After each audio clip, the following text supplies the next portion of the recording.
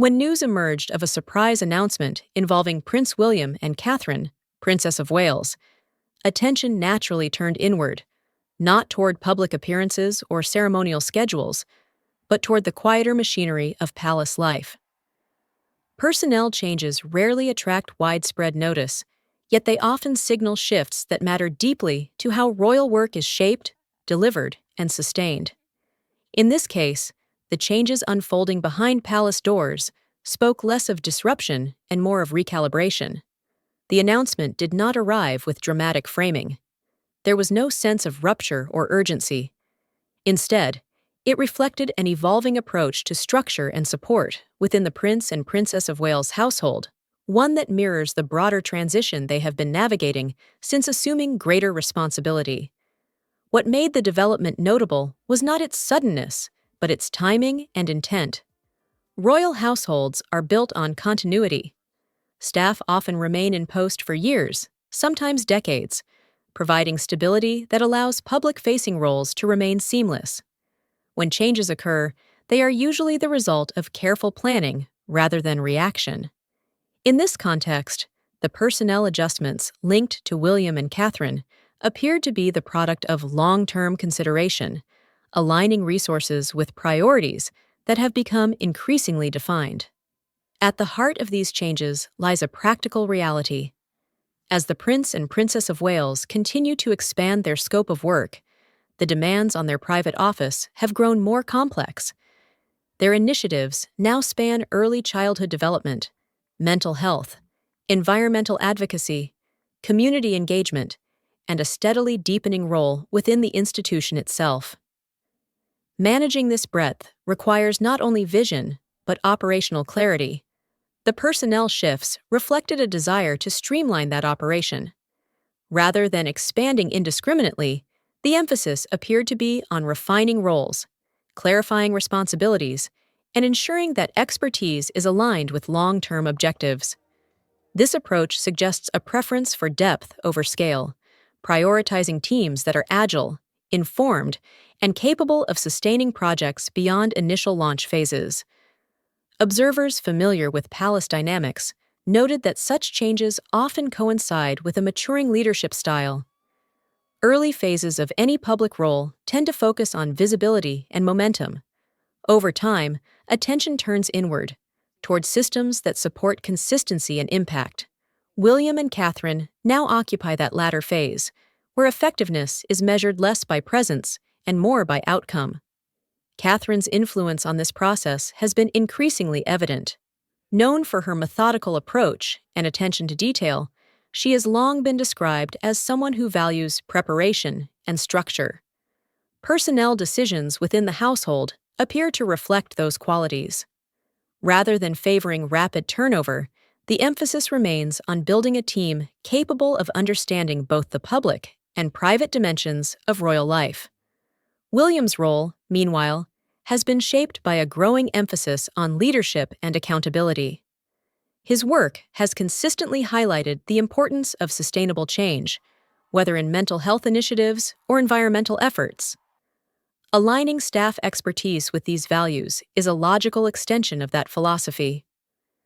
Personnel changes in this light become tools for reinforcing direction rather than signals of instability. The term surprise announcement perhaps speaks more to public perception than to internal reality. Within palace walls, such adjustments are rarely unexpected. They are discussed, evaluated, and implemented over time. What may appear sudden externally often represents the final step in a process that has been unfolding quietly for months, if not longer. Importantly, there was no indication that these changes were driven by conflict or dissatisfaction. Palace sources have consistently emphasized professionalism and mutual respect within the household. Departures and new appointments alike were framed as natural progressions rather than corrective measures. This framing matters, as it underscores a culture of evolution rather than reaction. The announcement also highlighted a broader generational shift within the royal institution. William and Catherine belong to a cohort that approaches leadership with an emphasis on collaboration and adaptability. They have shown a willingness to reassess methods, update structures, and move away from rigid hierarchies when necessary. Personnel decisions are one of the clearest expressions of that mindset. Behind palace doors, staff play a crucial role in translating vision into action. They manage schedules, coordinate initiatives, and serve as the connective tissue between public commitments and private preparation. By refining this structure, William and Catherine are effectively investing in the long-term sustainability of their work. It is a reminder that public impact is rarely the result of individual effort alone. There is also a human dimension to these changes. Royal staff operate under unique pressures, balancing discretion with constant scrutiny.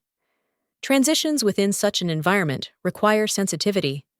The measured tone of the announcement reflected an awareness of this, acknowledging contributions made while looking ahead to future needs.